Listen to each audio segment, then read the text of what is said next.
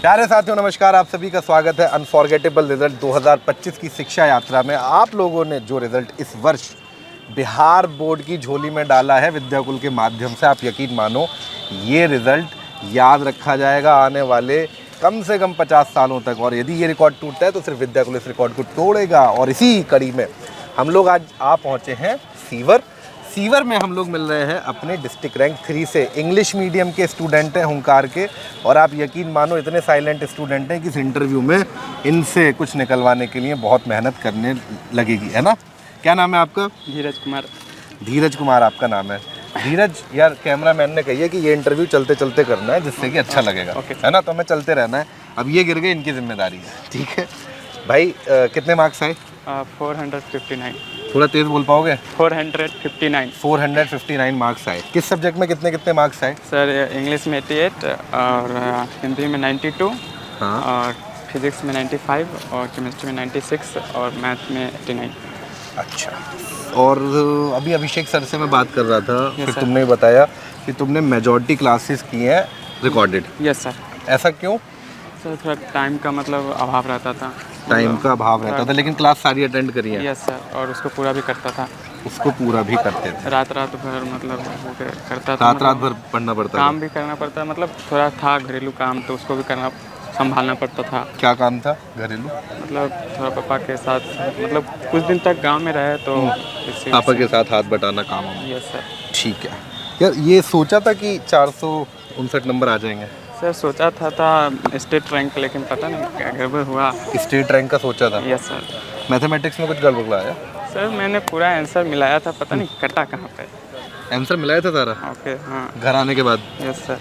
Subjective objective में problem बनी या फिर कुछ में हमको प्रॉब्लम लगा ही नहीं, पता नहीं कहाँ कटा। तो तुम्हें क्या लगता है कॉपी गलत चेक हुई है?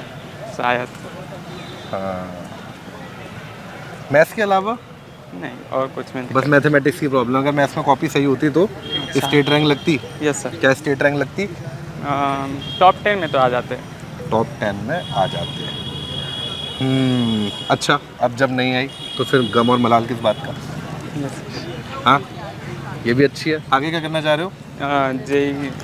जेई करना चाह रहे हो? जेई तो हो जाएगी, कॉन्सेप्ट क्लियर है। Yes sir. तुम्हारे चेहरे से भी कॉन्फिडेंस निकल के आ रहा है, यस है ना यार। हुंकार बैच के अंदर किस तरह से हेल्प मिली?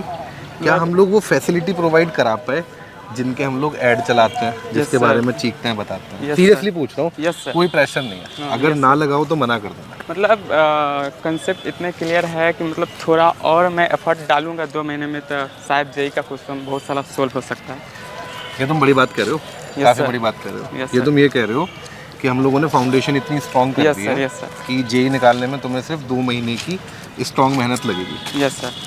अच्छा, कोई फीचर जिसने सबसे ज़्यादा हेल्प की हो? क्योंकि तुम तो रिकॉर्डेड में पढ़े हो, वो लाइव क्लास तो फीचर हो नहीं सकता। तो इसके अलावा कोई फीचर जो तुमने सबसे ज़्यादा यूज़ किया हो? सर डीपीपी हो गया, daily practice paper. Yes sir. तो डेली प्रैक्टिस पेपर सॉल्यूशन देख के सॉल्व करते थे या पहले? मतलब जो क्वेश्चन थोड़ा डाउट रहता था तो उसका मैं पहले बना लेता था। जो 5 क्वेश्चन हर सब्जेक्ट के मिलते थे उसको पहले बना लेता था, उसके बाद उसका आंसर मैं खुद मिला लेता था। सर जो देते थे डीपीपी सोल्यूशन। अच्छा, उससे फिर मिला लेते थे? Yes sir. ठीक है, डीपीपी एक हो गया। और कोई फीचर जिसने हेल्प किया? फिर से वो क्या शनिवार को क्या डेली टेस्ट जो होता था, लाइव पोल। यस सर, लाइव पोल। लाइव पोल, अच्छा वैसे लाइव क्लास नहीं करी, बट लाइव पोल पीछे से हट जाना पड़ेगा दोस्त अगर, लेकिन लाइव पोल सैटरडे को हर बार यूज़ किया है। Yes sir. हाँ। नेट के प्रॉब्लम से मैं रैंक पीछे ही हो जाता था, मतलब नेट बहुत प्रॉब्लम करता था। अच्छा हाँ, तो आंसर वहाँ पे लेट कलेक्ट होता होगा, रैंक डिल हो जाती है। Yes sir. अच्छा यार, ये बताओ कि बिहार के अंदर सबसे बड़ी परेशानी तुम्हें क्या लगती है स्टूडेंट्स को लेकर? सर सबसे बड़ी परेशानी है कि यहाँ का इकोनॉमिकल कंडीशन उतना सभी का ठीक नहीं है। Economical condition? फिर से मतलब गांव से में मतलब कोचिंग की व्यवस्था उतनी नहीं है। अब तो इधर आके जो लॉकडाउन के बाद ऑनलाइन का रेगुलेशन हुआ है, उसके बाद मतलब शिक्षा का प्रसार होने लगा है गांव में। गांव में भी मैंने बहुत सुना है कि ऑनलाइन बच्चे पढ़ रहे हैं, तो उससे अच्छे मतलब घर बैठे बैठे कम फीस में मतलब शिक्षा अच्छी क्वालिटी का ग्रहण कर रहे हैं। यार एक क्वेश्चन है मेरे पास, आउट ऑफ द बॉक्स दिमाग में आया है। क्या क्वालिटी एजुकेशन हेल्प करती है या फिर ये दिखावा कि हम कम फीस में दे रहे हैं? No sir. बिकॉज 3,500 रुपये, मैं समझता हूँ कि 4,500 रुपये एवरेज फीस है हुंकार बैच की। Yes sir. और जिसमें कि पूरे साल आपको पढ़ाई मिलती है। हाँ 3 से 4 बार कोर्स कंप्लीट कराया जाएगा। इसके साथ 2 बैच एक्स्ट्रा मिलते हैं। Yes sir, yes. 40-50 हज़ार क्वेश्चन, 50 फीचर, उन पर जिक्र नहीं करूँगा। 4,500 रुपये में इतना सब कुछ। लेकिन बच्चा कहीं 1,000-1,500 रुपये के लिए या 1,000-1,500 के चक्कर में कहीं आके वो क्वालिटी मिस कर देता है। तुम्हारे इसके ऊपर क्या वर्जन है? इसलिए पूछ रहा हूँ क्योंकि मेरे हिसाब से तुम स्टेट रैंक हो। सर देखिए यहाँ पे दाम उतना मैटर नहीं करता है, लेकिन विद्या कुल का जो क्वालिटी कंटेंट है मेरे ख्याल से बहुत ही अच्छा है। जितना मैं 12th लेवल का जितना पढ़ा हूँ, बहुत प्लेटफॉर्म से मैं यूट्यूब से बहुत देखा, लेकिन जहाँ मुझे कहीं भी संतुष्टि नहीं मिली। मतलब 11th में मैं ऑफलाइन पढ़ा तो बहुत मतलब फीस जो बहुत ज़्यादा था जो हम एफोर्ड नहीं कर पाए। उसके बाद मैंने 1 महीना घर पे बैठा। उसके बाद मैंने मेरे दोस्त लोग जो हैं IIT JEE का पहले से मतलब 12th के साथ तैयारी कर रहे थे, तो उनसे सुना कि मैं वो लोग ऑनलाइन कर रहे हैं पढ़ाई, तो मैंने भी सोचा कि ऑनलाइन क्यों नहीं किया जाए। तो मैंने कहा नहीं, पहले मैं 12th को अपना बेस बनाती हूँ, तब 1 साल में खुद ड्रॉपर लेके मैं कर पाऊँगा, मतलब उतना टाइम भी नहीं लगेगा। ऐसे मैं देखा हूँ बहुत सारे बच्चों का जो बोर्ड के साथ JEE का अटैम्प्ट दे रहे हैं, उसका मतलब ना अच्छा बोर्ड में एफर्ट पड़ रहा है, नहीं उस JEE में एफर्ट पड़ रहा है। तो मैंने बहुत मतलब टीचर से, जो मेरे 10th के टीचर थे, मेरे 463 थे, उसमें भी मार्क्स थे, तो मैं उनसे भी सलाह लिया। तो सर ने कहा पहले 12th आप बेसिस कर लीजिए, मतलब फाउंडेशन कर लीजिए। तो उसके बाद तो मैंने सोचा, मैंने बहुत सारे किया, बहुत सारे संस्था से जिसका मैं नाम नहीं ले सकता। तो उसके बाद मैं तो यहाँ पर सभी हिंदी मीडियम कंटेंट था, उतना कंटेंट खास भी नहीं जा रहा था, मतलब काम चलाओ कंटेंट वहाँ पर चल रहा था। यूट्यूब पे मैंने देखा। उसके बाद एक बार मतलब आपका एड्स आया मेरा विद्याकुल का, तो मैंने देखा ऐप चल रहा है, तो उसी समय मैंने विद्याकुल ऐप डाउनलोड किया।